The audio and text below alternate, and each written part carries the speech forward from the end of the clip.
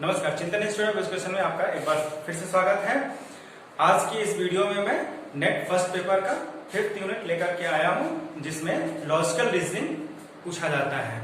आप देखेंगे कि नेट के फर्स्ट पेपर में पिछले कुछ वर्षों में इस प्रकार के प्रश्न पूछे जाते हैं। मैं यहाँ पर उदाहरण के रूप में लिख रखा हूं। देखें, जैसे पूछते हैं, यदि कोई मेज कुर्सी नहीं है, यदि कोई मेज कुर्सी नहीं है, इसे सत्य मान लिया जाए तो निम्न में से कौन से तर्कवाक्य सत्य होंगे। यहाँ पर 3 तर्कवाक्य हैं। आपको इसे जज करते हुए, यह मानते हुए कि यह सत्य है, आपको यह बताना है कि इन तीनों में से कौन से सत्य हैं। तो इस प्रकार के प्रश्न पूछे जाते हैं, या जस्ट इसका उल्टा भी पूछा जा सकता है, यदि इस तर्कवाक्य को असत्य मान लिया जाए तो निम्नलिखित में से कौन से सत्य होंगे या कौन से असत्य होंगे। इस प्रकार के प्रश्न पूछे जाते हैं। दूसरा प्रकार का जो प्रश्न आता है वह यहाँ पर कहते हैं कि निम्नलिखित तर्क वाक्यों में से उन तर्क वाक्यों का चयन करें जो एक साथ सत्य हो सकते हैं किंतु असत्य नहीं हो सकते। और ये नीचे 4 तर्क वाक्य आपको दे दिया जाएगा। फॉर एग्जाम्पल, सभी फूल गुलाब हैं, कोई फूल गुलाब नहीं है, कुछ फूल गुलाब हैं, कुछ फूल गुलाब नहीं है। तो इस प्रकार के प्रश्न विगत कुछ वर्षों में पूछे गए हैं, तो हमें यह मालूम होना चाहिए कि इस प्रकार के प्रश्नों को कैसे हल करना है। तो मैं आपको ये बता दूं कि इस प्रकार के प्रश्नों को जानने से पहले हमें यह मालूम होना चाहिए कि तर्क वाक्य किसे कहते हैं और इनके कितने प्रकार हैं। फिर इसके बाद आपके सामने जो 2 उदाहरण मैं लेकर के आया हूं, ये 2 उदाहरण परंपरागत विरोध वर्ग पर निर्भर करते हैं और उन्हीं के नियमों पर ये प्रश्न सॉल्व किए जाते हैं। परंपरागत विरोध वर्ग। तो आज की इस वीडियो में मैं आप लोगों को तर्कवाक्य के प्रकार और परंपरागत विरोध के बारे में बताऊंगा। तो ध्यान से इस वीडियो को देखिए।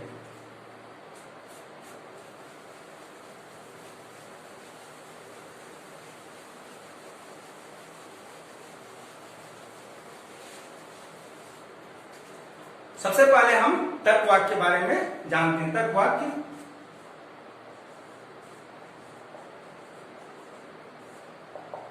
तर्कवाक्य किसे कहते हैं। अब से आप बचपन से हम लोग पढ़ते चले आ रहे हैं हिंदी में वाक्य, इंग्लिश में भी आता है सेंटेंस। तो ये जो तर्कवाक्य है और वाक्य, क्या इसमें कोई अंतर है? तो वाक्य होता है हमारा, उसमें हम जो भी हम वाक्य लिखते हैं उसे हम यह देखते हैं क्या वह ग्रामर की दृष्टि से, व्याकरण की दृष्टि से शुद्ध है या अशुद्ध। लेकिन जो हमारा तर्क वाक्य होता है वह इस बात के उसमें यह बात हम देखने का प्रयास करते हैं कि क्या वह सत्य है या असत्य।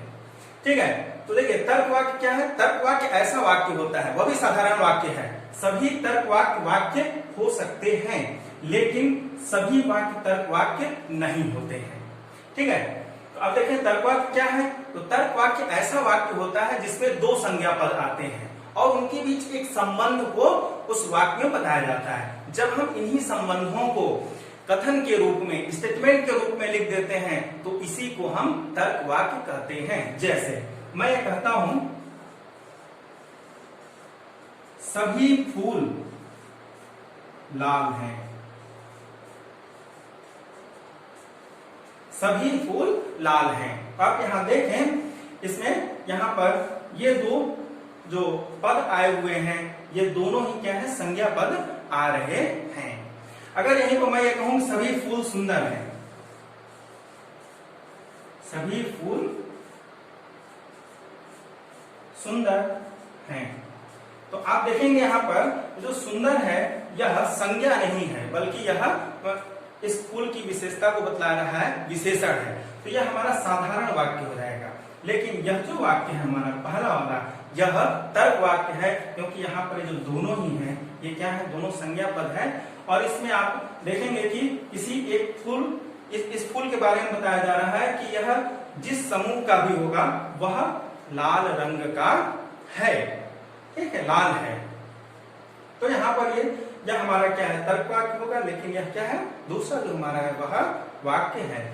तो इस प्रकार से हमें देखते हैं कि कोई भी वाक्य जिसमें 2 संज्ञा पद आए हुए हों और उन दोनों के बीच एक संबंध स्थापित हो रहा और उन संबंधों के बारे में हम जो कथन लिखते हैं, जो स्टेटमेंट देते हैं, वही स्टेटमेंट हमारा तर्कवाक्य कहलाता है। अब हम आते हैं तर्कवाक्यों के प्रकार। तर्कवाक्य कितने प्रकार के होते हैं? तर्कवाक्यों के प्रकार की जब हम बात करते हैं तो इसका वर्गीकरण हम 3 आधारों पर करते हैं। जो पहला आधार होता है वह होता है हमारा परिमाण। परिमाण के आधार पर जब हम तर्कवाक्यों का परिमाण के आधार पर वर्गीकरण करते हैं तो उसमें पहला आता है हमारा सर्वव्यापी या सामान्य, या अंग्रेजी में हम इसको कहेंगे यूनिवर्सल। यूनिवर्सल तो सर्वव्यापी या सामान्य या यूनिवर्सल सर्वव्यापी तर्कवाक्य। पहला जो हमारा प्रकार होता है वह होता है सर्वव्यापी तर्कवाक्य। सर्वव्यापी या सामान्य तर्कवाक्य कैसे तर्कवाक्य हैं? ये ऐसे तर्कवाक्य होते हैं जिसमें हम उद्देश्य पद के सभी सदस्यों के बारे में बात कर रहे होते हैं। वहां पर किसी भी एक सदस्य को हम छोड़ते नहीं हैं। उदाहरण के रूप में हम ये कहते हैं कि सभी फूल लाल हैं। यहां पर आप देखें ये जो फूल है ये हमारा उद्देश्य पद है और लाल विधेय पद है। आप देखेंगे कि इस तर्कवाक्य में फूल या जो उद्देश्य पद है इसके संपूर्ण सदस्यों के बारे में कहा जा रहा है कि वह लाल है। सभी फूल लाल हैं। ठीक है, तो इस प्रकार के जो तर्कवाक्य होते हैं वह सर्वव्यापी तर्कवाक्य में आते हैं। दूसरा उदाहरण है, हम यहां पर यह भी कह सकते हैं कि कोई फूल लाल नहीं है। कोई फूल लाल नहीं है। यहां भी आप देख सकते हैं यह जो हमारा उद्देश्य पद है, इस उद्देश्य पद के सभी सदस्यों के बारे में यह बात की जा रही है कि ये सब के सब लाल नहीं है। यानी कि ऐसा तर्कवाक्य जिसमें उद्देश्य पद के संपूर्ण सदस्यों के बारे में जब कोई कथन कहा जाता है तो उस प्रकार का जो तर्कवाक्य होता है वह हमारा सर्वव्यापी या सामान्य, अंग्रेजी में हम उसको यूनिवर्सल प्रपोजिशन कहते हैं। दूसरा प्रकार है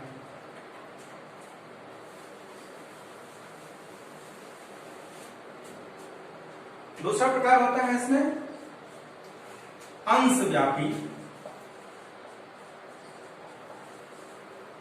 अंशव्यापी या विशिष्ट। अंग्रेजी में हम इसको पार्टिकुलर कहते हैं। पार्टिकुलर। तो दूसरा जो हमारा प्रकार है वह है अंशव्यापी या विशिष्ट। यह ऐसा तर्कवाक्य है जिसमें हम उद्देश्य पद के कुछ ही सदस्यों के बारे में बात कर रहे होते हैं, या आप यह कह सकते हैं कि इस प्रकार के तर्कवाक्य में जो उद्देश्य पद होता है उसके संपूर्ण सदस्यों के बारे में हम बात नहीं करते हैं, सभी सदस्यों पर विचार नहीं करते हैं, बल्कि उसके एक अंश या एक दो सदस्यों के बारे में ही सिर्फ विचार किया जाता है। तो इस प्रकार का जो हमारा तर्कवाक्य होता है वह अंशव्यापी या विशिष्ट, अंग्रेजी में हम इसको पर्टिकुलर प्रपोजिशन कहते हैं। उदाहरण देखें, कैसे हम कहते हैं कुछ फूल लाल हैं। कुछ फूल लाल हैं। तो आप यहां पर देखेंगे कि सभी फूल लाल हैं ऐसा यहां पर पता नहीं चल रहा है। इस तर्कवाक्य से यही हमको ज्ञात हो रहा है कि यह जो फूल है उसके सभी सदस्य नहीं बल्कि कुछ सदस्य ही लाल हैं, कुछ फूल ही लाल हैं। इसके हम एक अंश के बारे में ही बात कर रहे हैं, संपूर्ण अंश के बारे में बात नहीं कर रहे हैं। दूसरा उदाहरण है, आप देख सकते हैं कुछ फूल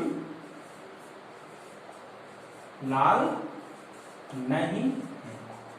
कुछ फूल लाल नहीं है। इसमें भी आप देखेंगे कि यह जो उद्देश्य पद है हमारा, इसके एक अंश के बारे में ही बात किया जा रहा है। तो इस प्रकार का तर्कवाक्य जिसमें हम उसके उद्देश्य पद में जो भी पद है उनके सभी सदस्यों के बारे में हम बात नहीं करते हैं, संपूर्ण रूप से विचार नहीं करते हैं। उद्देश्य पद के जो भी सदस्य हैं, हमें इसमें जो भी हम बात करते हैं एक ही अंश पर विचार कर रहे होते हैं, ऐसे तर्कवाक्य हमारे अंशव्यापी या विशिष्ट तर्कवाक्य कहलाते हैं। तो ये तो था हमारा पहला वर्गीकरण परिमाण के आधार पर। दूसरा वर्गीकरण है गुण के आधार पर। गुण के आधार पर तो आप देखेंगे इसमें भी दो प्रकार आते हैं।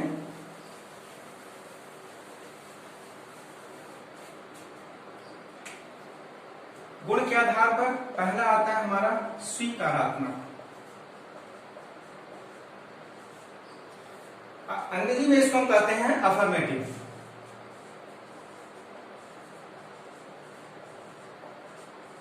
अफर्मेटिव प्रपोजिशन, स्वीकारात्मक या सकारात्मक। अब ये कैसे तर्कवाक्य है? ऐसा तर्कवाक्य जिसमें विधेय पद उद्देश्य पद को स्वीकार कर रहा होता है, तो उस प्रकार के तर्कवाक्यों को हम सकारात्मक या स्वीकारात्मक तर्कवाक्य कहते हैं। उदाहरण के लिए आप देख सकते हैं, जब हम ये कहते हैं कि सभी फूल लाल हैं, तो हम ये कहते हैं सभी फूल लाल हैं, तो ये इसमें आप देख रहे हैं कि नहीं की बात नहीं की जा रही है। यहां पर जो लाल है यह फूल के लाल होने को स्वीकार कर रहा है, यह कह रहा है, यह इस तर्कवाक्य से हमें यह ज्ञात हो रहा है कि जो फूल है वह कैसे है? लाल है। तो इस प्रकार के जो भी तर्कवाक्य होते हैं वह हमारे स्वीकारात्मक तर्कवाक्य होते हैं। दूसरा प्रकार है हमारा निषेधात्मक या नकारात्मक। निषेधात्मक निगेटिव, निगेटिव प्रपोजिशन, निषेधात्मक तर्कवाक्य। तो ऐसा तर्कवाक्य जहां पर विधेय पद उद्देश्य पद को नकार रहा होता है, निषेध करता है। जैसे यहां पर हमने पहला जो हमारा उदाहरण था, हमने कहा कि सभी फूल लाल हैं। अगर हम यहीं पर कहें कि कोई भी फूल लाल नहीं है,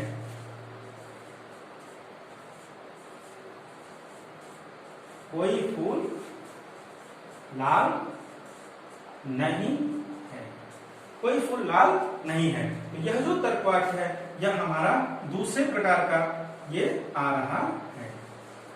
दूसरे प्रकार का तर्कवाक्य है जिसमें फूलों के लाल नहीं होने की बात की गई है। तो इस प्रकार का तर्कवाक्य जहां पर हमारा यह जो विधेय पद है वह उद्देश्य पद को निषेध कर रहा होता है, उसको नकार रहा होता है, तो इस प्रकार के हम तर्कवाक्य जो भी होते हैं उसे हम निषेधात्मक तर्कवाक्य कहते हैं। तो ये दूसरा वर्गीकरण था जिसमें हम देखें कि जो हमारा तर्कवाक्य है पहला उसका प्रकार है स्वीकारात्मक और दूसरा है निषेधात्मक। तीसरा प्रकार होता है हमारा, देखिए तीसरा है इन्हीं दोनों को हम मिला लेते हैं, परिमाण और गुण के आधार पर दोनों को हम मिला लेते हैं।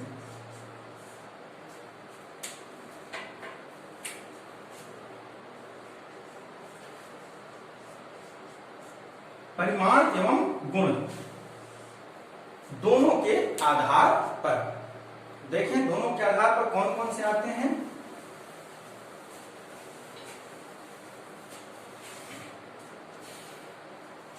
परिमाण के आधार पर हमने जो वर्गीकरण किया था वह और ये दोनों को मिला करके परिमाण और गुण के आधार पर चार प्रकार के तर्कवाक्य हमारे बनते हैं।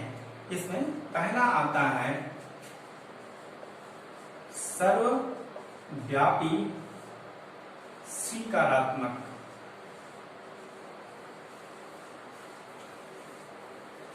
सर्वव्यापी स्वीकारात्मक।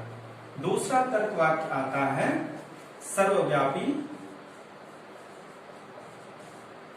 निषेधात्मक या नकारात्मक। और तीसरा प्रकार है अंशव्यापी स्वीकारात्मक।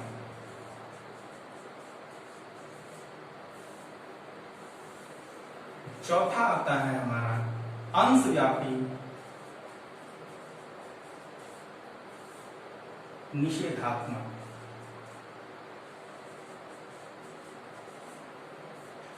ये 4 प्रकार के तर्क वाक्य हैं। जब हम परिमाण और गुण के आधार पर तर्क वाक्यों का वर्गीकरण करते हैं तो पहला है सर्वव्यापी स्वीकारात्मक, दूसरा है सर्वव्यापी निषेधात्मक, तीसरा है अंशव्यापी स्वीकारात्मक और चौथा है अंशव्यापी निषेधात्मक। जो हमारा पहला है इसे हम ए संकेत से दिखाते हैं, दूसरे को ई संकेत से और तीसरा जो है ये आई हो जाता है और ये ओ। इन 4 संकेतों से हम इसे दर्शाते हैं। और आप ये देखेंगे ये जो हमारे 4 तर्क वाक्य हैं यही तर्क वाक्यों के मानक आकार हैं। हम जब भी प्रश्न लगाते हैं तो उन प्रश्नों को ए ई आई ओ में पहले पहचान कर लेते हैं और फिर उसके बाद हम प्रश्नों को सॉल्व करते हैं, उनको हम हल करते हैं। तो आज की वीडियो में हम तर्क वाक्य के बारे में पढ़े। परंपरागत विरोध वर्ग के बारे में मैं अगली वीडियो में आप लोगों को बताऊंगा, तो अगली वीडियो देखना नहीं भूलिएगा। आज के लिए इतना ही।